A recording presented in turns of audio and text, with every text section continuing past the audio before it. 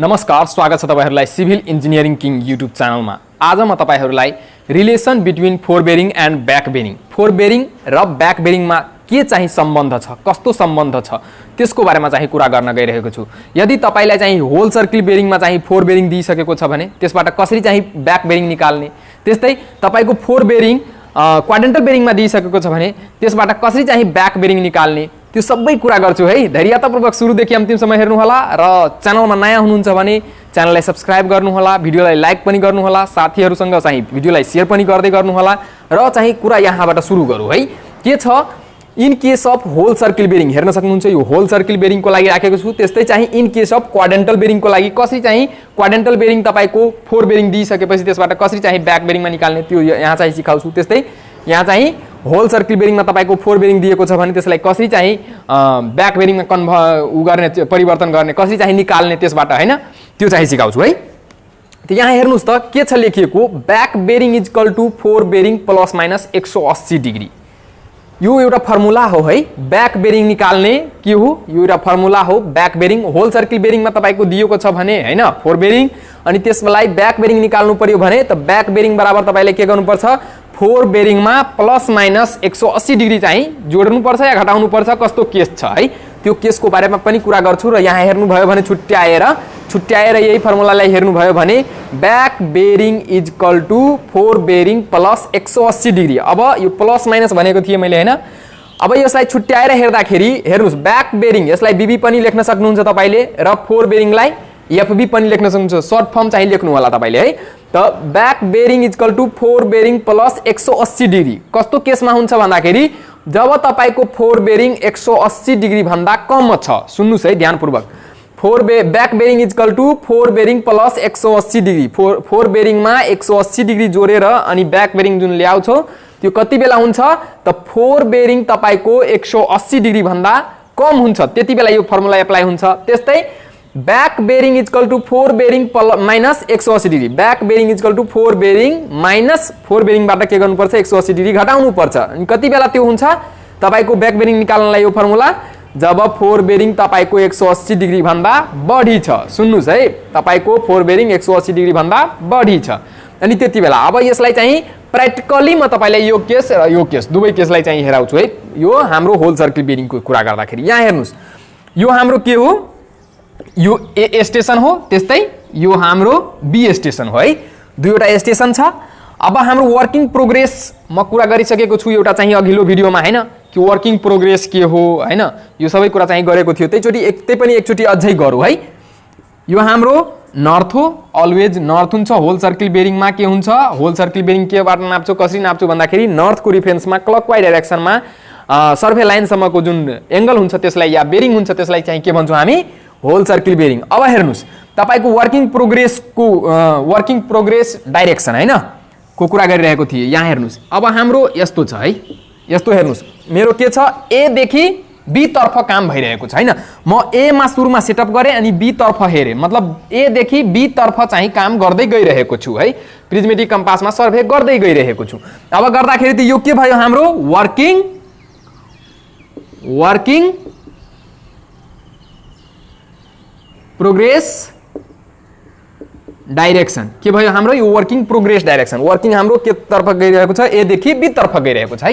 यहाँ हेर्नुस्, ए देखि बी तर्फ गइरहेको छ, यसको अर्थ त्यो कुरा हो।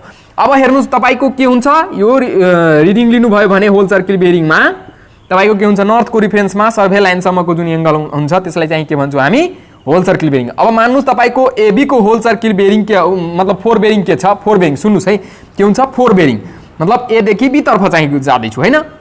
त यो फोर बेरिङलाई हेर्ने हो भने यहाँ हेर्नुस्, फोर बेरिङ मान्नुस् तपाईको यो ठाउँमा चाहिँ यहाँदेखि यहाँसम्मको यो जुन एंगल आयो त्यो एंगल मान्नुस् तपाईको कति छ, 40 डिग्री छ है, के 40 डिग्री छ।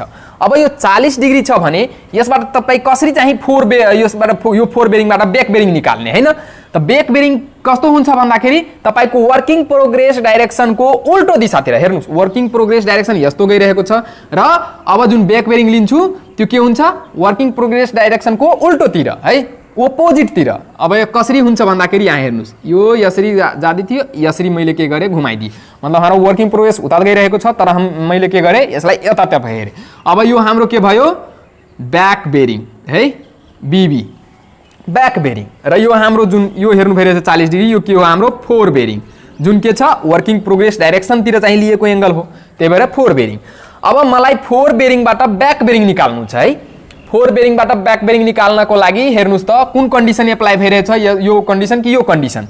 अब जुन फोर बेरिङ हाम्रो जुन छ यो 40 डिग्री छ हैन, त्यो फोर बेरिङ हाम्रो के छ 180 डिग्री भन्दा के छ कम छ हैन, 180 डिग्री भन्दा कम छ, मतलब माथिल्लो वाला केस चाहिँ एप्लाई हुन्छ।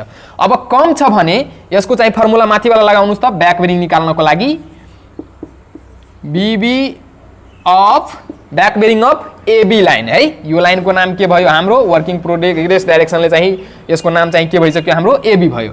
त बीबी अफ एबी मतलब ब्याक बेरिङ अफ एबी लेख्नु भयो भने यसको फर्मुला लगाउनुस् तपाई, के सर्ट फर्म लेखिरहेछु है, fore bearing of AB plus 180 degree के गर्नुस् 180 डिग्री जोड्नुस्। अब जोड्नु भयो भने यहाँ हेर्नुस् त के हुन्छ तपाईको, यतातर्फ लेखो है, के हुन्छ तपाईको फोर बेरिङ अफ एबी कति छ 40 डिग्री छ है, कति छ 40 डिग्री प्लस 180 डिग्री, यो तपाईको कति आयो जोड्नुस् त, यो तपाईको कति आयो 220 डिग्री हैन, यो आयो तपाईको 220 डिग्री। त यो हाम्रो के भयो ब्याक बेरिङ, यो भयो तपाईको 220 डिग्री, यो जुन छ यो भयो तपाईको 220 डिग्री। त यस्तो भयो जब तपाईको फोर बेरिङ 180 डिग्री भन्दा कम छ त्यति बेला।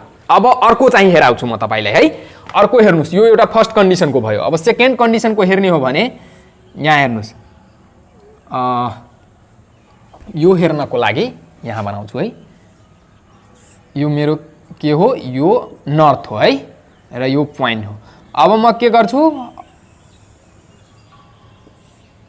यहाँ हेर्नुस्, यो हाम्रो के हो बी हो, यो ए भयो र यो बी भयो हैन, र यो पनि के छ नर्थतिर छ हैन, यो नर्थ छ। अब यसमा तपाईले यहाँ हेर्नुस् मेरो जुन फोर बेरिङ यस्तो वर्किङ प्रोग्रेस डाइरेक्सन के भयो हाम्रो यसरी भयो है, यो के भयो वर्किङ प्रोग्रेस डाइरेक्सन है, वर्किङ प्रोग्रेस डाइरेक्सन हाम्रो कतातर्फ छ यता यस्तो चाहिँ गएको छ हैन, यसरी गइरहेको छ, मतलब ए देखि बी तर्फ गइरहेको छ। अब तपाई हेर्नु त यसको फोर बेरिङ कति हुन्छ, फोर बेरिङ यसरी हेर्नु भयो भने यो फोर बेरिङ कति हुन्छ मान्नुस् तपाई कति कति केही राख्नुस् संख्या, तपाईको कति हुनु पर्यो 180 डिग्री भन्दा बढी राख्दिने, बढी त छ नै है, यहाँ देखि नाप्नु भयो भने यहाँ देखि यहाँसम्म आउनु भयो भने 180 र अलिकति यता तर्फ छ, त यो कति भयो तपाईको मान्नुस् तपाई है, मान्नुस् यो चाहिँ गर्दाखेरि करेक्ट चाहिँ लिन्छ है, त्यहाँ कति आउँछ त यहाँ मान्नुस् तपाईको यो 240 डिग्री छ है, 240 डिग्री छ। अब यो 240 डिग्रीबाट मलाई के गर्नु पर्यो, अब ब्याक बेरिङ निकाल्नु पर्यो हैन, के गर्नु पर्यो अब मलाई ब्याक बेरिङ निकाल्नु पर्यो एबी को, एबी को त तपाईले यो के हेर्नु भयो तपाईले फोर बेरिङ हेर्नु भयो हैन, यो फोर बेरिङ एबी को फोर बेरिङ, त यो भयो तपाईको F B of AB equal to 240 degree हैन।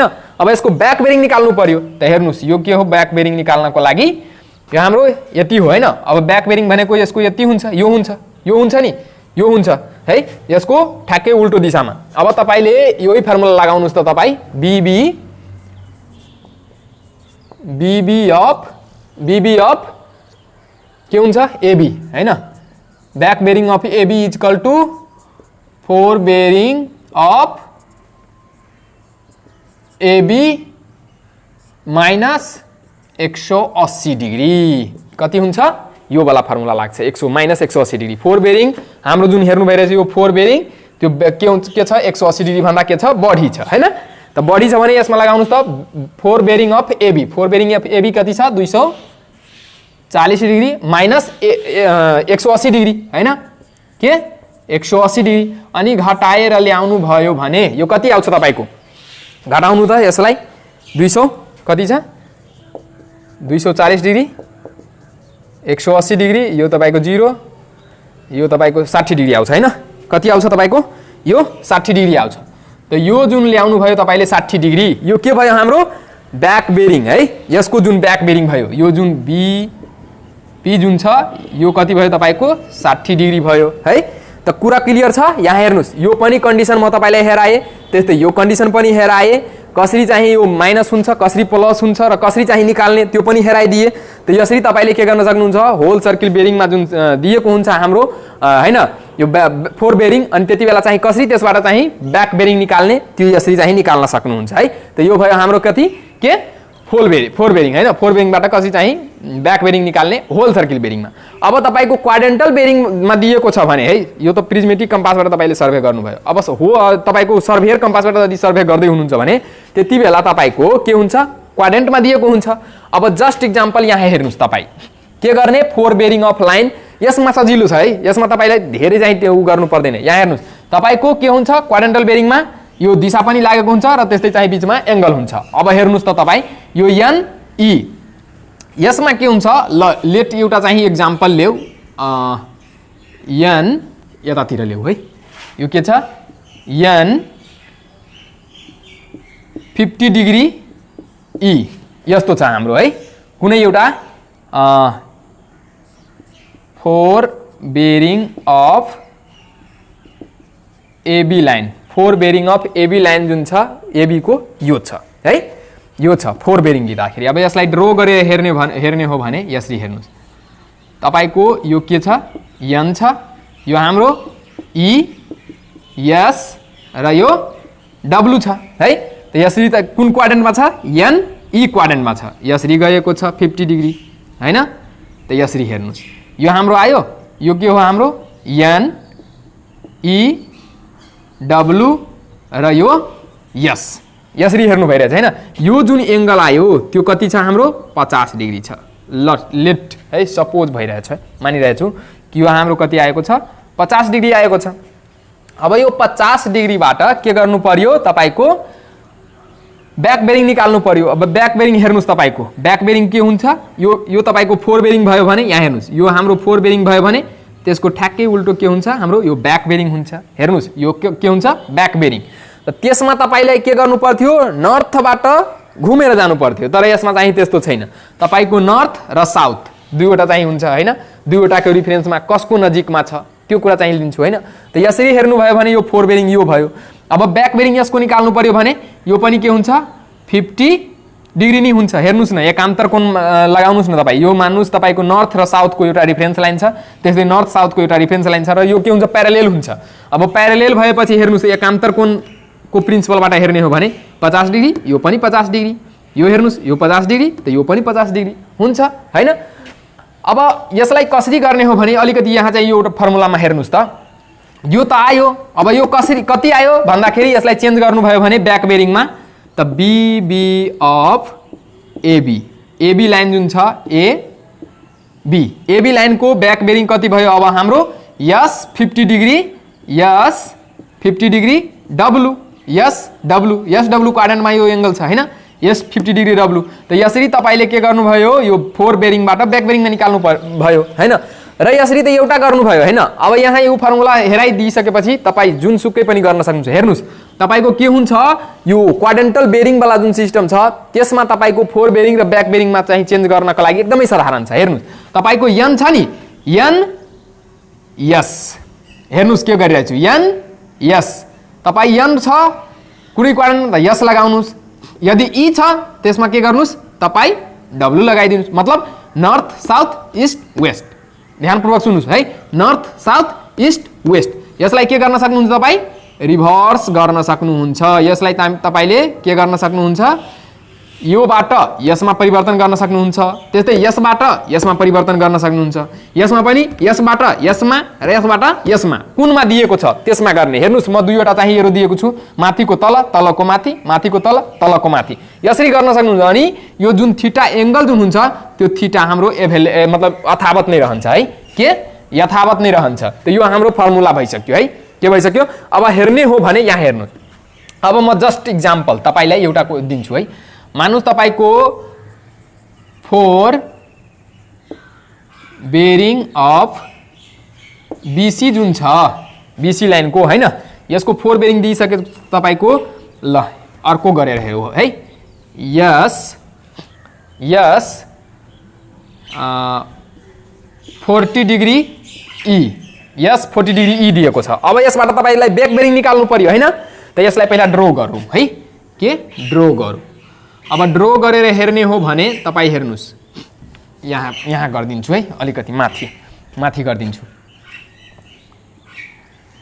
यो हाम्रो के हो, नर्थ, यो साउथ, यो ईस्ट, यो वेस्ट हैन, यो सबै दिशा छ हैन।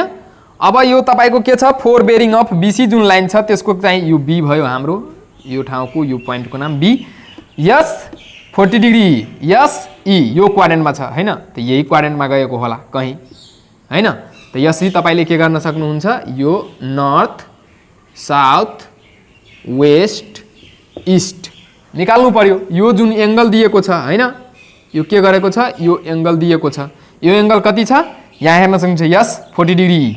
अब यसलाई तपाईले चेन्ज गरेर हेर्नु भयो भने यसलाई मतलब यो 4 बेरिङबाट ब्याक बेरिङ निकाल्नु पर्यो भने हेर्नुस् त, यो हाम्रो 4 बेरिङ भयो भने यो हाम्रो ब्याक बेरिङ हुन्छ, यो हाम्रो ब्याक बेरिङ हुन्छ। अब अघि पनि भनिदिएको थियो यो नर्थ साउथ वाला जुन छ रेफरेन्स लाइन, त्यस्तै यो नर्थ साउथ को रेफरेन्स लाइन, यो दुवै के छ, प्यारालेल छ एक अर्कोसँग। अब प्यारालेल भएपछि यहाँ हेर्नुस् त एकान्तर कोणको प्रिन्सिपल, यो एंगल र यो एंगल बराबर नै हुन्छ, त यो एंगल जति छ त्यो एंगल यति नै हुन्छ हैन। त यो त थीटाको कुरा भयो। अब डाइरेक्सन त चेन्ज हुन्छ यसमा हेर्नुस् तपाईको यो यस ई क्वाड्रेन्टमा छ। अब यो यसलाई हेर्ने, यो एंगललाई हेर्ने हो भने ध्यानपूर्वक सुन्नुस्, यो एंगल जुन हेर्नु भइरहेछ तपाईले यहाँदेखि यहाँसम्मको एंगल, त्यो के हो, यस ई क्वाड्रेन्टमा छ। तर यो एंगल जुन हेर्नु भइरहेछ त्यो यस ई क्वाड्रेन्टमा छ छैन, एन डब्लु क्वाड्रेन्टमा छ। अब यसलाई चेन्ज गरेर लेखौँ, त यसमा हुन्छ के तपाईको ब्याक बेरिङ अफ कुन बीसी नै हुन्छ है, बीसी इक्वल टु तपाईको के हुन्छ, एन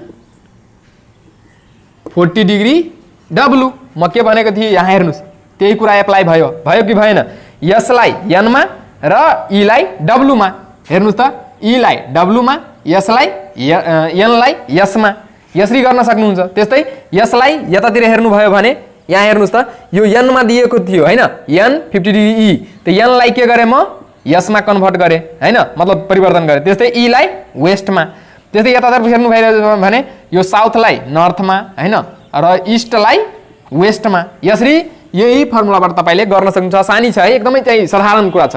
त यसरी तपाईले के गर्न सक्नुहुन्छ, इन केस अफ क्वाड्रेन्टल बेरिङमा त्यसलाई पनि 4 बेरिङबाट ब्याक बेरिङमा चाहिँ चेन्ज गर्न सक्नुहुन्छ।